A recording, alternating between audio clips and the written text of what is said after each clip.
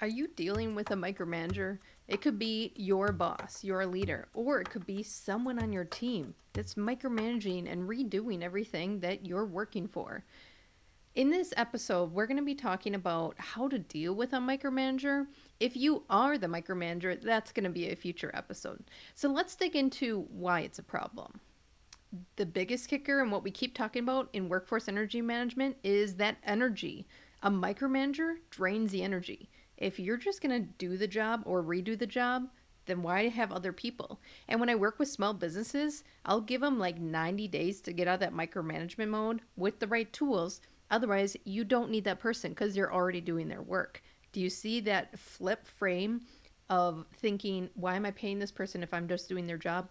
Get away from micromanagement and you can see increased value because you're allowing that person to actually work. So that's the first one, is that it's an energy drainer. The second thing is productivity.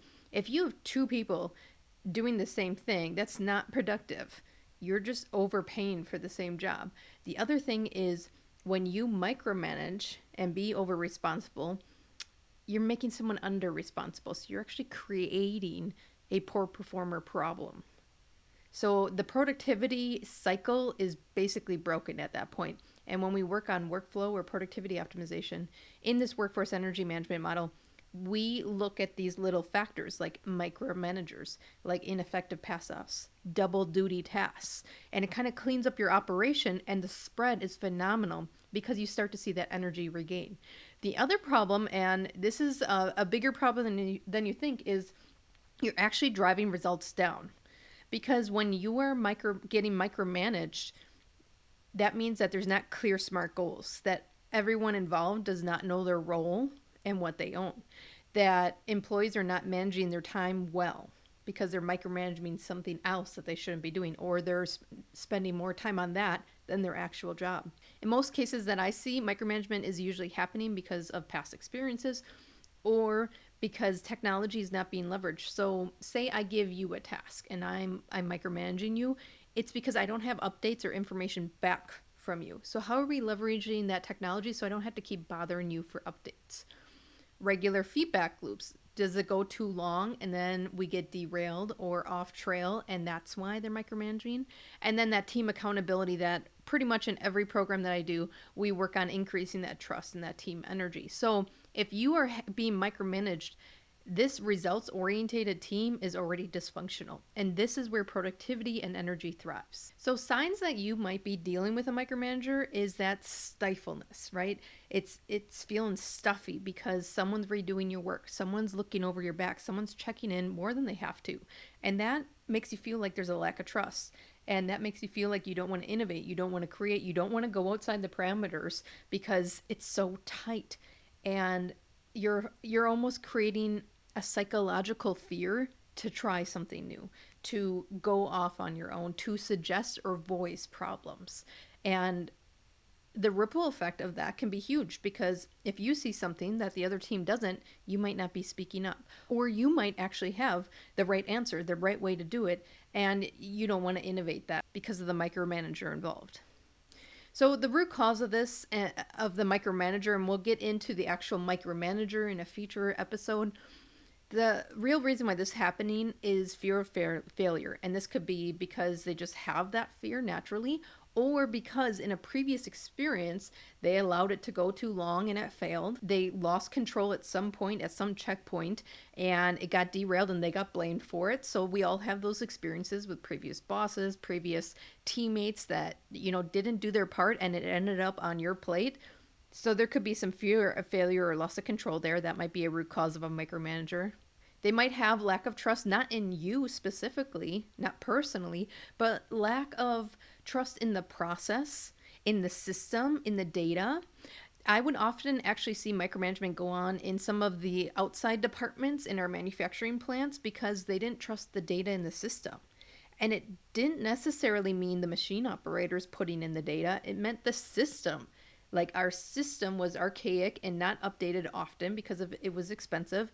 And then it wasn't integrated in our other operational software, so it was hard to trust the data. So they had to micromanage the situation. And sometimes operators would see that as a personal attack, a lack of trust in them. but really it was a system issue? Or do you have lack in trust in the leadership and the feedback they're giving or their reaction to change and innovation? So some of the leadership factors go into that. And then sometimes it's just a personal work style. We have some perfectionists, detailed oriented people that need control. They want to see results. And check out some of my other DIS videos in this, and I'll link one at the end. There's certain work styles that want the results. They want to do a good job, but it's coming off as a micromanager. If we aren't already linked up, make sure you connect in my newsletter on my website or out on this channel as we continue to dig in micromanagers, how to deal with your boss, how to deal with a difficult coworker, because this is such a big topic when I go into programs. Now, let's begin to talk about how we're going to flip this micromanager situation, because nothing is more draining than coming in and being micromanaged every day. Again, it's putting you into this state where you don't have autonomy, where you can't innovate, and that can be energy drainers. So how do you deal with micromanager, whether it's your boss up above you or your peers that are on the same level? The first thing I want you to do is identify their triggers. Now, I just went over some behaviors that you might be seeing. Is there not enough updates? Do they not trust the system and not so much the person? Do they not trust the leadership and it's coming off on you? Do they have a past experience where it's a fear of failure? So only certain projects, certain type of reports, certain type of initiatives trigger them. So I want you to observe and kind of think, when is the last time that they micromanaged me? What was going on? Was it the project? Was it the file that we were using? Was it the system? And really identify what is the trigger of their micromanagement. Because you do have micromanagers that will micromanage everything, and it will be very apparent. But then you have micromanagers that it's just that annoying thing that they do. That's because they're being triggered by something, usually from the past, usually by that loss of control. So observe the triggers, because then you're going to flip how you respond to it. And in doing this flipped response, you're going to build trust. And the more you do it, the more that you're going to groom their behavior and their response to that micromanagement. Because you can only control your behaviors, right?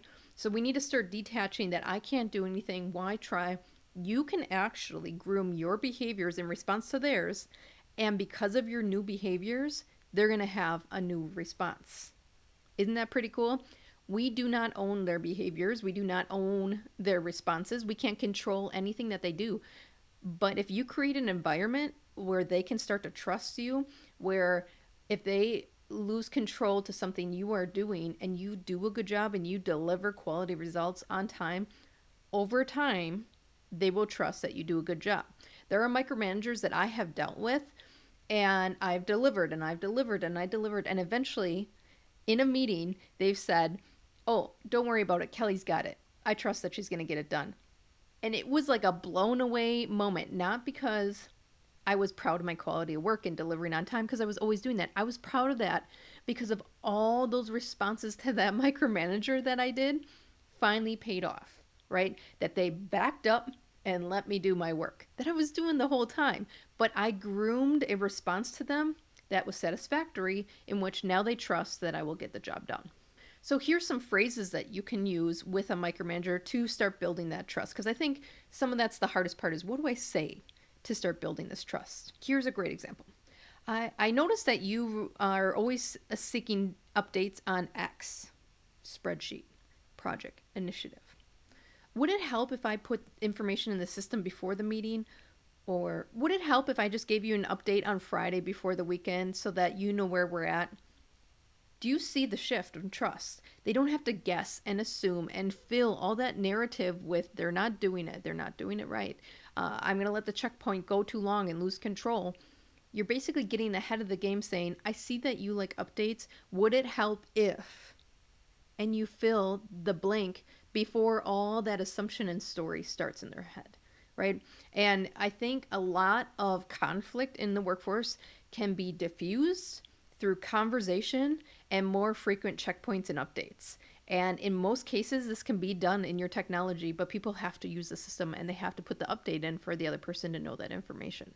So we identified their triggers. We're building trust in our response conversations. Just like I said, hey, you wanted some more updates. Would it help if? And then you provide that update more frequent or in whatever medium communication that they want. Then I want you to clarify expectations, because sometimes micromanagement comes from unclear goals. Like, I don't know who's doing what, so I'm just going to do it all. I don't know if they really understood the end result that we're looking for, so I'm just going to do it. So some of that comes from unclear expectations. So if you're in a meeting and it seems like it's unclear, or you're watching people's body language and they got that like confused look in their eyes, they got the eyebrow of like, I'm thinking, but I don't understand who owns what, you can take a moment and say, hey, before we leave this meeting, can I clear expectations of who's going to be doing what and what follow-up we're going to have for this? Again, it's just a moment of time, but it's going to clear up all these misconceptions and assumptions that are going to happen in the meantime. So here's a great example of how to propose that. I know details matter in this group. So just to clarify before we leave, the owners and the due dates that we're going to commit to, and then go into those owners and due dates. Because what you're doing is you're actually giving the power back to them, saying, I understand that details matter to you, so let me meet those needs. And it's a very understanding way to address this conflict. It's also a way to be proactive in a solution, managing the situation before it gets to a micromanagement mode. So sometimes we just kind of go with the flow, and we see it getting derailed into micromanagement, and we don't want to approach the situation. Maybe we're avoiding conflict, or we don't know what to say. So then it builds and builds, and then they just take over the project, they take over the situation, the tasks, the report, and now we're mad. But again, if we're grooming those responses, we can be proactive and get ahead of it. Hey, I know that details matter to this group. Can we just clarify owners and due dates before we leave this meeting? Boom. A couple comments here and there. I mean, it's 2 minute or less type of conversation. The fifth thing I want you to try with a micromanager is be able to adapt. I know that we have personal preference. We like to do things a certain way, but so do they. So where can you meet in the middle? Like I said, it can just be in the conversation or an update that you put in the system. Yeah, you know that the project's on time. Yes, you know these things, but they don't. So how can you meet their work style? If they want to be over controlling, can you give them a piece of control and then you take care of the rest? If they want those updates more frequent than you want to do, how much time does it take you to do the update? Because I bet you it's going to save you more time than the micromanagement situation that's happening. So we identified the triggers. We changed our response, in which they're going to change their response back over time, building that trust. We clarified expectations so everyone knows owners, due dates, and that's also going to build trust and clarity that the task is going to get done. We're going to manage proactively with proactive conversations. And then we're going to be adaptable. It doesn't mean that you have to meet them all the way to their work style, but you can have that conversation to meet them halfway. The key to managing a micromanager type of situation is understanding what's driving behind it, and then responding intentionally to regain that trust, regain that energy, and gain autonomy back.